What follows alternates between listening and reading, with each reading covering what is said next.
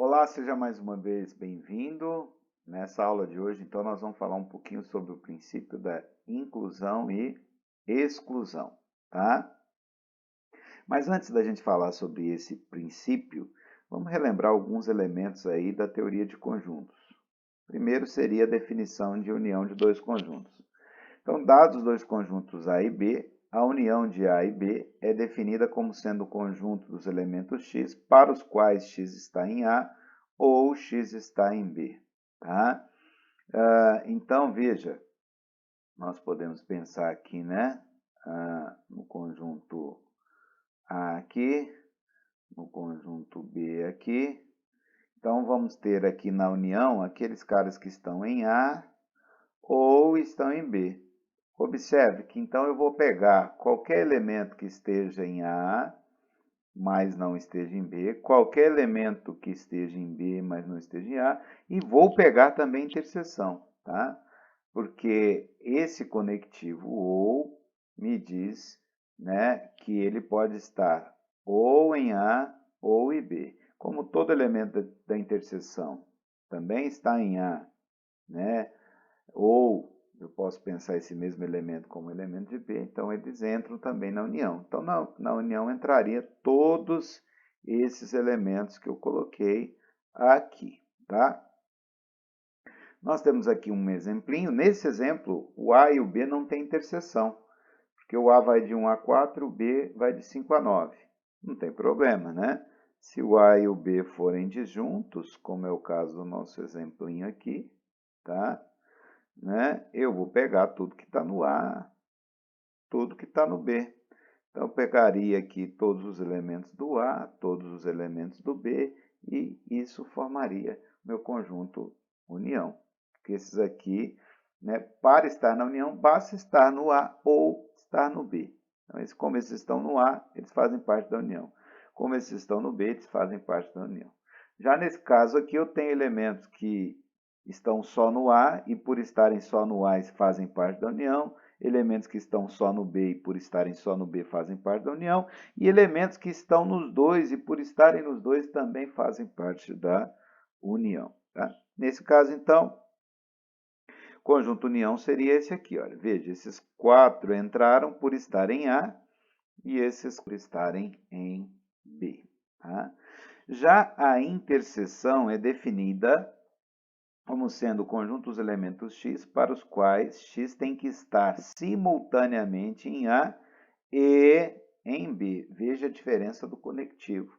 Então, são aqueles elementos que estão ao mesmo tempo em A e em B, né? Então, se a gente fizesse um desenho aqui, tá certo? Tá? Aqui eu tenho elementos que estão em A, mas não estão em B, estão em B, mas não estão em A. Tem alguns elementos aqui que fazem parte dos dois. Então, esses elementos aqui, ó, eles estão simultaneamente no A e também no B. Então, é diferente do OU, né? São aqueles caras que fazem parte simultaneamente de A e B. Então, nesse caso aqui, entraria só esses dois elementos. Porque esse cara aqui está no A e também está no B. Então, exemplo aqui, tá? Se nós tomarmos A, o conjunto dos números aqui que vão de 1 até 6 e B, o conjunto dos números que vão de 5 até 9, eu vou pegar a interseção entre eles, que é aquilo que é comum aos dois. Então, aqui, comum aos dois, eu vou ter o 5 e o 6, porque 1, 2, 3 e 4 está no A, mas não está no B.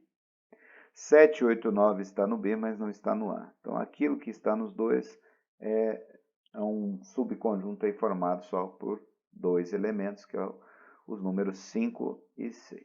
Tá bom? Então, relembramos aí o que seria a união e o que seria também a interseção. Um outro conceito importante é o conceito de cardinalidade de um conjunto, né? O que seria a cardinalidade de um conjunto? A cardinalidade de um conjunto nada mais é do que a quantidade de elementos que esse conjunto possui, o número de elementos desse conjunto. Então, se eu pegar um conjunto aqui, né, dos números que vão de 1 até 9, obviamente, né, se nós contarmos aqui, ele vai ter 9 elementos, portanto, a cardinalidade desse conjunto será 9, tá? Então, nosso objetivo nessa aula, principal objetivo nessa aula, tá, é determinar, tá, qual é a cardinalidade da união de n conjuntos finitos, A1, A2, até AN. Tá? Então, veja, existe um princípio, tá, chamado de princípio da inclusão e exclusão, que é o tema da nossa aula, e esse princípio nos ajuda a calcular aí a cardinalidade da união de uma quantidade N aí de subconjuntos de um conjunto maior ômega, tá? Vamos ver então o que diz o princípio da inclusão e exclusão. Seja ômega, um conjunto, A1, A2 até AN subconjuntos de ômegas, e nós vamos considerar aqui, olha, S0 como sendo a cardinalidade de ômega, S1 como sendo a somatória das cardinalidades de cada um desses subconjuntos aqui, são subconjuntos com uma quantidade finita de elementos, então posso calcular a cardinalidade de cada um deles, depois somar. S2, a soma das cardinalidades das interseções, onde eu vou pegar todas as interseções duas a duas aqui, né? A1 com A2, A1 com A3, A2 com A3 e assim por diante. S3, a soma das cardinalidades das interseções tomadas aqui 3 a 3, dentre os N subconjuntos, e vou fazendo isso até chegar no último cara aqui. O último cara, eu só vou ter uma possibilidade. Por quê? Porque vai ser a interseção de todos eles. E aí eu só tenho uma possibilidade para essa interseção, que é A1 inter A2 inter AN. E eu vou tomar essa cardinalidade aqui também. Tá? Então, veja, dado esses elementos aqui, S0, S1, S2, S3 até Sn, tá? O que diz o princípio da inclusão e exclusão? Tá? Ele diz o seguinte: o número de elementos de ômega que pertencem a exatamente P dos subconjuntos A1 até AN é dado por esta fórmula aqui. Tá? Então, se eu quiser saber quantos elementos de ômega que pertencem a exatamente P, onde P é menor ou igual que N, tá? Desses subconjuntos aqui, né? Isso vai ser dado por essa somatória, tá? Veja que aqui o sinal alterna, menos 1 elevado a k, então vai ficar, né? Quando k é 0 dá positivo, quando k é 1 dá negativo, quando k é 2 dá positivo e assim por diante. Aqui aparece uma forma da combinação e aqui, tá?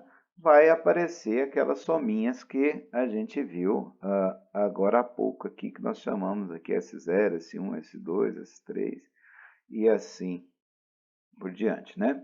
Tá? Então, isso me dá, esse valor aqui, AP, me dá a quantidade de elementos de ômega que pertencem a exatamente P desses subconjuntos. Tá? Aqui, observe, essa somatória vai até N menos P, tá? De K de 0 até N menos P, e é só fazer essa conta que a gente obtém o número de elementos de ômega que pertencem a exatamente P desses conjuntos A1 até a N.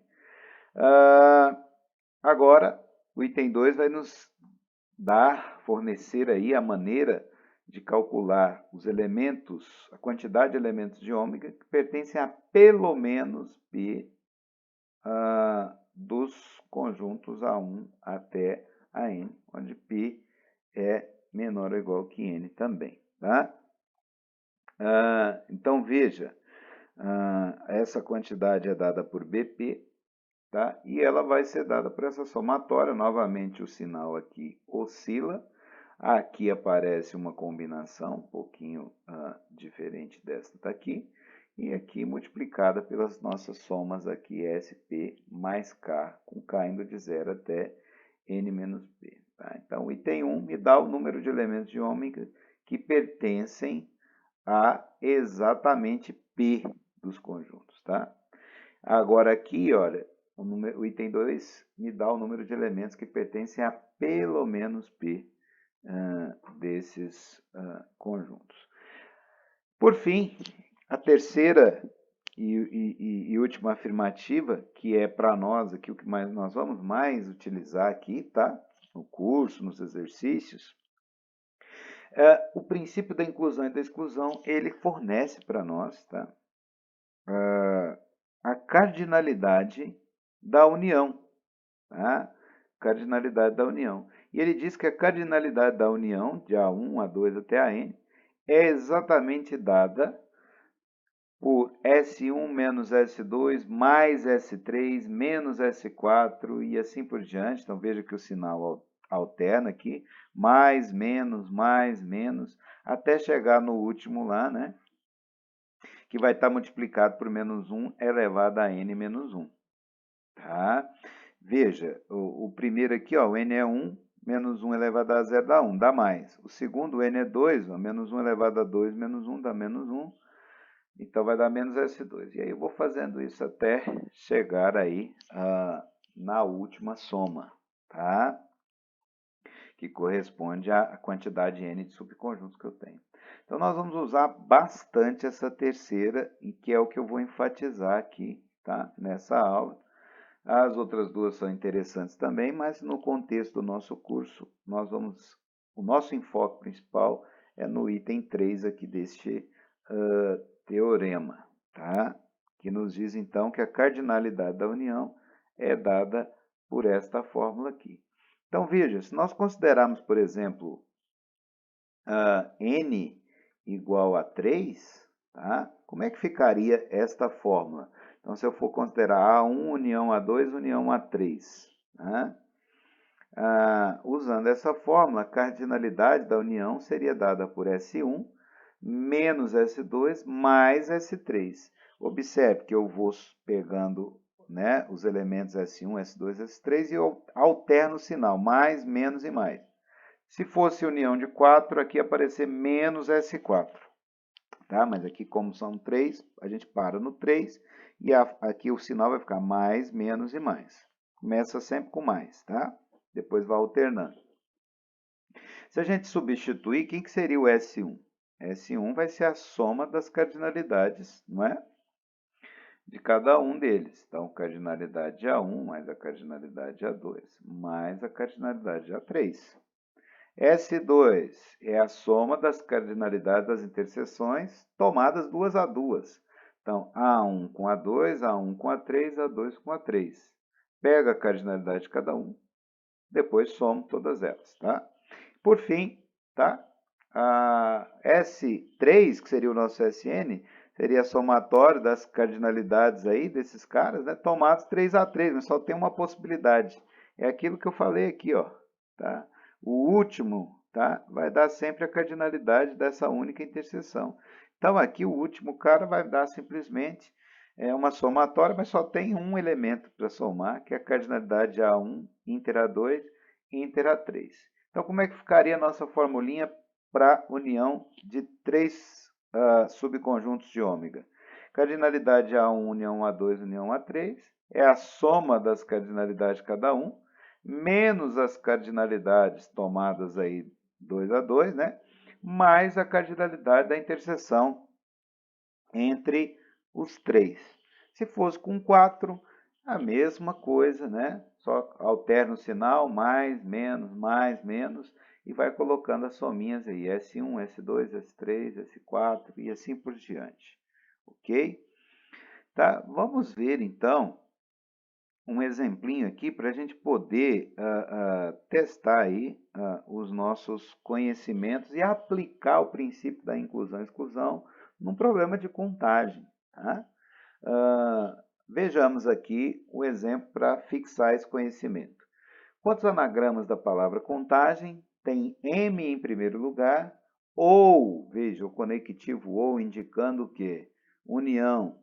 Quantos anagramas da palavra contagem tem M em primeiro lugar, ou E no segundo lugar, ou G no segundo lugar?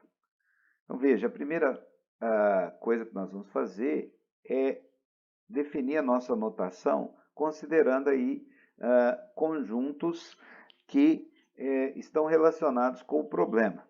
tá? Nós vamos definir aqui o conjunto A como sendo o conjunto dos anagramas com M no primeiro lugar. Conjunto B como sendo o conjunto dos anagramas com E no segundo lugar.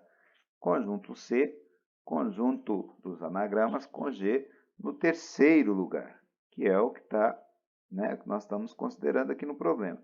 E veja que o problema quer, A união B, união C, porque eu quero o conjunto dos anagramas com M no primeiro lugar, ou os anagramas com E no segundo lugar, ou os anagramas com G no terceiro lugar. Então, eu quero, na verdade, a cardinalidade de A união B, união C. Bom, para isso, então, para a gente aplicar o critério da inclusão e exclusão, a gente precisa calcular as interseções 2 a 2 e a interseção dos três. A interseção 2 a 2, A inter B, são aqueles anagramas com M no primeiro lugar e E no segundo lugar. Duas coisas acontecendo juntas.